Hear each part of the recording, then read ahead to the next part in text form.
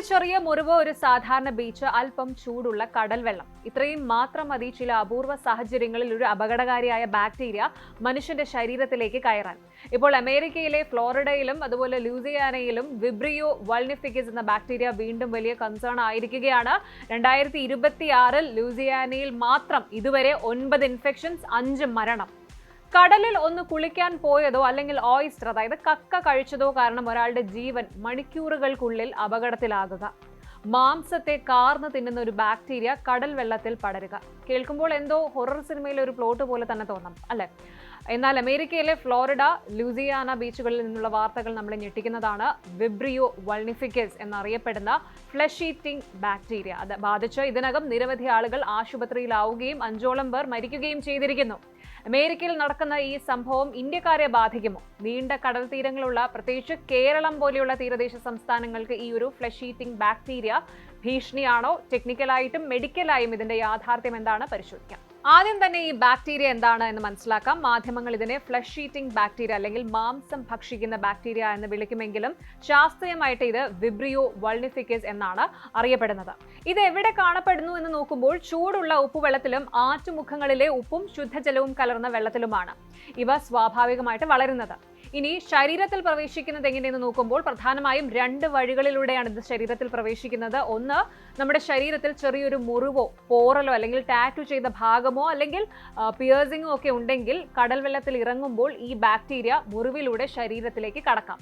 ഇനി വേവിക്കാത്തതോ കൃത്യമായിട്ട് പാകം ചെയ്യാത്തതോ ആയിട്ടുള്ള കടൽ മത്സ്യങ്ങൾ, പ്രത്യേകിച്ച് ഓയിസ്റ്റേഴ്സ്, കക്ക കഴിക്കുന്നത് വഴി. ഇനി പ്രധാനപ്പെട്ട ചോദ്യം, ഇത് യഥാർത്ഥത്തിൽ മാംസം ഭക്ഷിക്കുമോ എന്നുള്ളതാണ്. സയന്റിഫിക്കലി ഈ ഒരു ബാക്ടീരിയ മാംസം കടിച്ചു തിന്നുകയല്ല ചെയ്യുന്നത്, മറിച്ച് ഇത് ശരീരത്തിൽ വൻതോതിൽ ടോക്സിൻസ് ഉൽപ്പാദിപ്പിച്ച് നമ്മുടെ കലകളെയും കോശങ്ങളെയും നശിപ്പിക്കുന്നു. ഇതിനെ മെഡിക്കൽ ഭാഷയിൽ നെക്രോടൈസിംഗ് ഫെസൈറ്റിസ് എന്ന് വിളിക്കുന്നു. അമേരിക്കയിലെ ലൂസിയാനയിൽ ഈ വർഷം റിപ്പോർട്ട് ചെയ്ത 9 കേസുകളിൽ 5 പേര് മരണപ്പെട്ടു എന്ന് ഹെൽത്ത് ഡിപ്പാർട്ട്മെന്റ് സ്ഥിരീകരിച്ചിട്ടുണ്ട്. സാധാരണഗതിയിൽ വർഷത്തിൽ 1 മരണം നടന്നിരുന്ന സ്ഥാനത്താണ് പെട്ടെന്നുള്ള ഈ ഒരു വർധനവ്. എന്തുകൊണ്ടാണ് ഈ പെട്ടെന്നുള്ള വർധനവ് എന്ന് നോക്കുമ്പോൾ ക്ലൈമറ്റ് ചേഞ്ചും ഉയർന്ന താപനിലയും ആദ്യത്തെ ഒരു കാരണമായിട്ട് പറയാം. കാലാവസ്ഥാ വ്യതിയാനം കാരണം സമുദ്രങ്ങളിലെ താപനില ഉയർന്നതാണ് ഈ ബാക്ടീരിയകൾ വൻതോതിൽ പെരുകാൻ കാരണം. മെയ് മുതൽ ഒക്ടോബർ വരെയുള്ള മാസങ്ങളിലാണ് അവയുടെ സാന്നിധ്യം ഏറ്റവും കൂടുതൽ. ഇനി ചുഴലിക്കാറ്റുകളും പ്രളയവും. ഫ്ലോറിഡയിലെ ഹെലൻ പോലെയുള്ള കൊടുങ്കാറ്റുകൾ വന്നപ്പോൾ കരയിലേക്ക് അടിച്ചു കയറിയ കടൽ വെള്ളത്തിൽ ഇത്തരം ബാക്ടീരിയകളുടെ അളവ് വളരെ കൂടുതലായിരുന്നു. കണക്കുകൾ പ്രകാരം വിബ്രിയോ വൾനിഫിക്കസ് ബാധിക്കുന്ന 5-ൽ ഒരാൾ എന്ന നിരക്കിൽ മരിക്കാൻ സാധ്യതയുണ്ട്. പലപ്പോഴും ജീവൻ രക്ഷിക്കാൻ കൈകാലുകൾ ആംപ്യൂട്ടേറ്റ് അതായത് മുറിച്ചു മാറ്റേണ്ടി വരാറുമുണ്ട്. ഇനി ഏറ്റവും പ്രധാനപ്പെട്ട ചോദ്യത്തിലേക്ക് വരാം, ഇത് ഇന്ത്യക്കും ഒരു ഭീഷണിയാണോ എന്നുള്ളതാണ്. മാധ്യമ റിപ്പോർട്ടുകളും ഹെൽത്ത് എക്സ്പേർട്സിന്റെ വിലയിരുത്തലുകളും അനുസരിച്ച് ഒന്ന്, ഇന്ത്യൻ കടലിലെ സാന്നിധ്യം നോക്കുമ്പോൾ വാർത്ത കേട്ട് പേടിക്കേണ്ടതില്ല, എങ്കിലും ജാഗ്രത വേണം. ഇന്ത്യയിലെയും പ്രത്യേകിച്ച് കേരളത്തിലെയും ട്രോപ്പിക്കൽ തീരദേശ ജലത്തിൽ വിബ്രിയോ ഇനത്തിൽപ്പെട്ട ബാക്ടീരിയകളുടെ സാന്നിധ്യം സാധാരണമാണ്.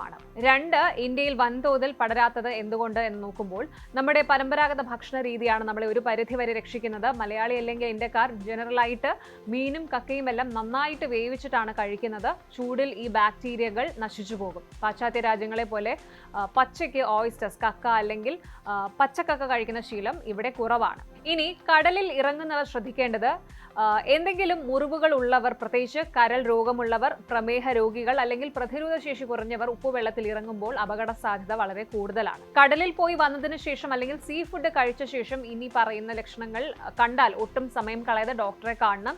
ലക്ഷണങ്ങൾ ഇവയൊക്കെയാണ്. 1, മുറിവിന് ചുറ്റും പെട്ടെന്നുണ്ടാകുന്ന ചുവപ്പ് നിറം, തടുപ്പ്, കഠിനമായ വേദന, ചൂട്. 2, സ്കിന്നിൽ പൊള്ളലുകൾ പോലെ കുമിളകൾ, ബ്ലിസ്റ്റേഴ്സ് വരികയോ കറുപ്പ് നിറമാവുകയോ ചെയ്യുക. ഇനി പനി, തണുപ്പ്, തലകറക്കം, പെട്ടെന്നുണ്ടാകുന്ന BP കുറയൽ, സെപ്സിസ് പോലെയുള്ളവ കണ്ടാൽ ഡോക്ടറെ സമീപിക്കാം. പ്രധാന മുൻകരുതലുകൾ നോക്കാം. മുറിവുകളോടെ കടലിൽ ഇറങ്ങരുത്.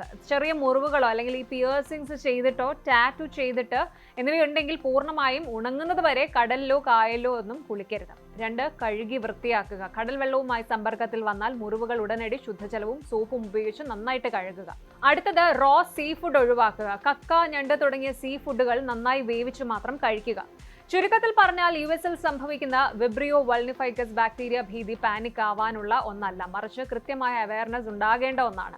പ്രത്യേകിച്ച് നമ്മുടെ നാട്ടിലെ കാലാവസ്ഥ മാറുമ്പോഴും കടൽ തീരങ്ങൾ സന്ദർശിക്കുമ്പോഴും ചെറിയ മുറിവുകളെ പോലും നിസ്സാരമായിട്ട് കാണരുത്. തുടക്കത്തിലെ കണ്ടുപിടിക്കുകയാണെങ്കിൽ ആന്റിബയോട്ടിക്സ് വഴി ഇത് ചികിത്സിച്ചു മാറ്റാം. എന്നാൽ അല്പം വൈകിയാൽ കാര്യങ്ങൾ സങ്കീർണമാകും. പിന്നെ കടലിനെ പേടിക്കേണ്ട, പക്ഷേ കടലിലുള്ള റിസ്കുകളെ അണ്ടർ എസ്റ്റിമേറ്റ് ചെയ്യരുത്.